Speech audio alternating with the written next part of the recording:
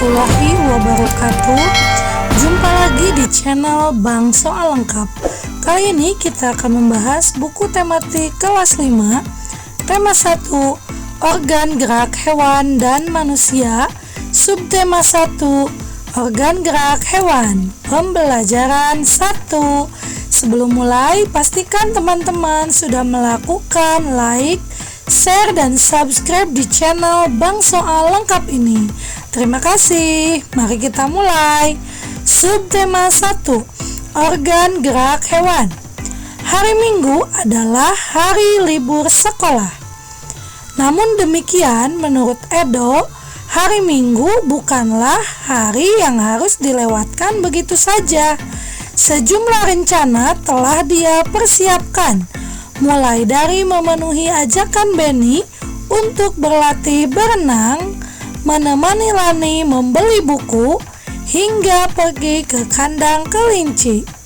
Dari sejumlah rencana tersebut, Edo lebih memilih untuk pergi ke kandang kelinci. Setelah membantu ibu membersihkan rumah, Edo pamit untuk berkunjung ke rumah Pak Rudi. Pak Rudi adalah peternak kelinci yang sukses di kampungnya. Kandang kelincinya sangat luas, terletak di pekarangan belakang rumah. Pak Rudi sedang sarapan di serambi belakang rumah, dekat kandang kelinci. Serambi itu terbuka, sehingga pemandangannya sangat luas. Udara pagi juga dapat leluasa masuk. Selesai sarapan, Pak Rudi mengajak Edo untuk melihat-lihat kandang kelinci. Edo senang sekali. Dia melihat kelinci meloncat-loncat saling berkejar-kejaran. "Kamu terlihat senang sekali, Edo," kata Pak Rudi. "Benar, Pak Rudi, saya senang memperhatikan kelinci-kelinci yang lincah meloncat ke sana kemari," jawab Edo. Memang demikian, Edo. Kelinci dapat meloncat-loncat dan berlari seperti tidak pernah lelah karena memiliki organ gerak yang kuat, kata Pak Rudi. Pembelajaran 1. "Pak, lucu ya, kelinci-kelinci itu bulunya tebal dan gerak-geriknya lincah. Kenapa kelinci bisa meloncat dan berlari dengan lincah seperti itu ya?" Benar, kelinci dapat bergerak lincah karena didukung oleh organ-organ geraknya. Pada dasarnya, organ gerak kelinci serta hewan lainnya hampir sama dengan organ gerak manusia. Tanpa organ gerak, kita tidak bisa melakukan kegiatan apapun. Ayo membaca organ gerak manusia dan hewan. Salah satu ciri dari makhluk hidup adalah bergerak.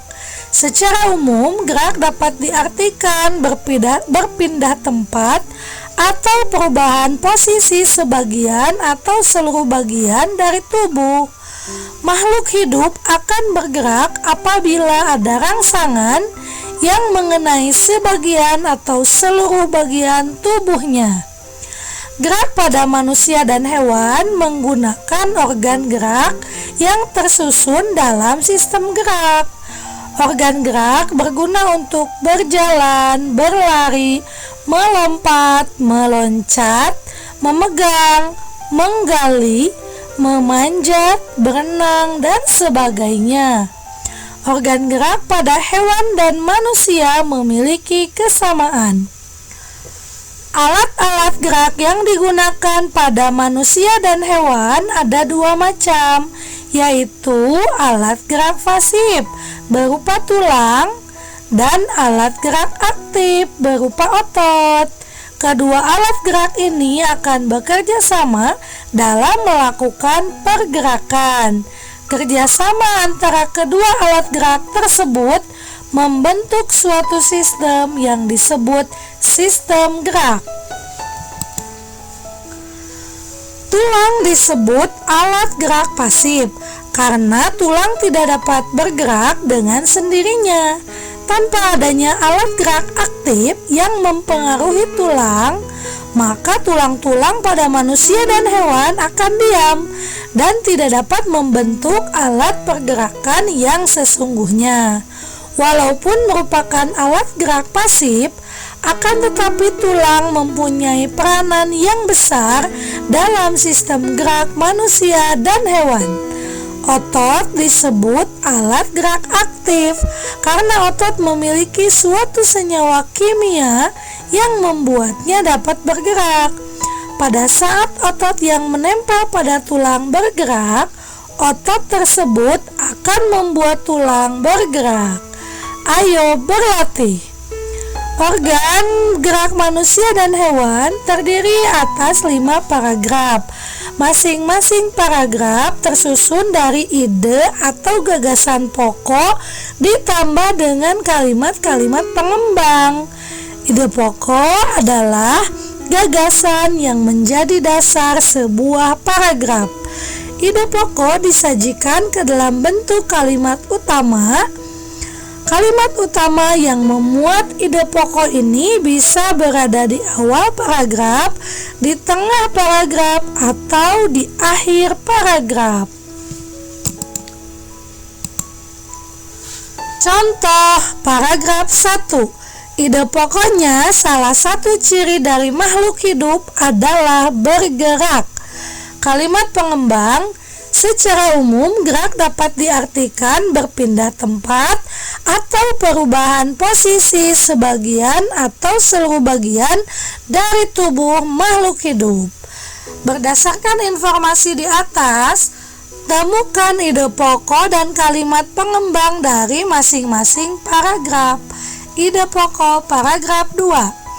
Gerak manusia dan hewan menggunakan organ gerak yang tersusun dalam sistem gerak.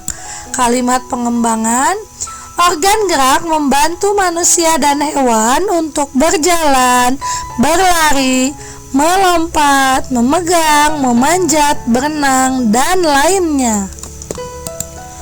Paragraf ketiga. Organ gerak manusia dan hewan memiliki persamaan, yaitu alat gerak pasif berupa tulang dan alat gerak aktif berupa otot. Kalimat pengembang, alat gerak pada manusia dan hewan memiliki kesamaan, yaitu alat gerak pasif berupa tulang dan alat gerak aktif berupa otot. Paragraf 4. Tulang adalah alat gerak aktif. Kalimat pengembang, tanpa adanya alat gerak aktif yang mempengaruhi tulang, maka tulang-tulang pada manusia dan hewan akan diam dan tidak dapat membentuk alat pergerakan yang sesungguhnya. Paragraf 5. Ide pokoknya, otot adalah alat gerak aktif. Kalimat pengembang, pada saat otot yang menempel pada tulang bergerak, otot tersebut akan membuat tulang bergerak. Ayo menulis, kembangkan ide-ide pokok berikut menjadi sebuah tulisan. Organ gerak terdiri atas 2 macam pengembangannya. Organ gerak manusia dan hewan terdiri dari 2 macam. Ada organ gerak pasif berupa tulang dan ada organ gerak aktif berupa otot. Tulang dan otot memiliki fungsi masing-masing dalam sistem gerak manusia dan hewan. Paragraf 2. Organ gerak banyak sekali fungsinya. Kalimat pengembangnya, organ gerak memiliki banyak fungsi. Dengan organ gerak kita bisa berjalan, memanjat, memegang, berenang, menggenggam, dan lainnya. Paragraf yang ketiga, tanpa organ gerak manusia tidak dapat bergerak. Tanpa organ gerak, manusia tidak dapat bergerak seperti seharusnya. Manusia tidak bisa berjalan, berlari, berenang, menggenggam, dan tidak dapat melakukan aktivitas apapun. Ayo berdiskusi. Kamu sudah berhasil menentukan ide pokok dari masing-masing paragraf bacaan organ gerak manusia dan hewan di atas. Sekarang coba diskusikan dengan temanmu tentang ide pokok suatu bacaan. Diskusikan tentang hal-hal berikut. Yang pertama, pengertian ide bahan pokok. Ide pokok bacaan. Hasil diskusi: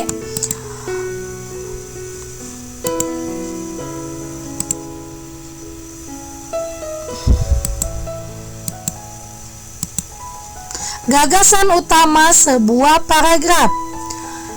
Bahan diskusi: fungsi ide pokok bacaan menjadi dasar pengembangan paragraf.